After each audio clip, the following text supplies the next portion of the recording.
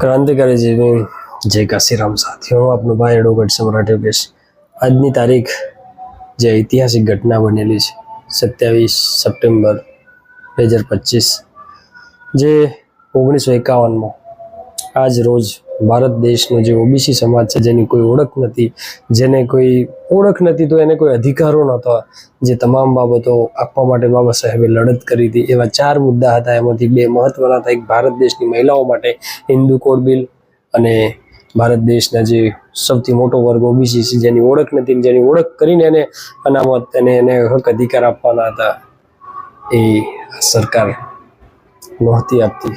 ગાંધી અને કોંગ્રેસ જે બ્રાહ્મણવાદી વ્યવસ્થાથી ચાલતી પાર્ટી નહોતી આપતી। જે આજના જ રોજે બાબા સાહેબે કે હું જે હોદ્દા પર છું, હું જે આ દેશની મહિલાઓ માટે, દેશના પછાત સમાજ માટે હું જે કરી શકું છું, એમાં જો મને રોકતા હોય તો મારા હોદ્દા પર, આ ખુરશી પર બેસવાનો મારો કોઈ અધિકાર નથી। એવી રીતે ઓબીસી માટે જો કોઈ નેતાએ અત્યાર સુધી કોઈ રાજીનામું આપ્યું હોય તે ફક્ત ને ફક્ત ડૉક્ટર બાબા સાહેબ છે, અને મહિલાઓના હિત માટે પોતાનું જીવન લગાવ્યું હોય એવા એક જ નેતા છે ભારત દેશમાં, મહામાનવ ડૉક્ટર બાબા સાહેબ, ભારત રત્ન ડૉક્ટર બાબા સાહેબ।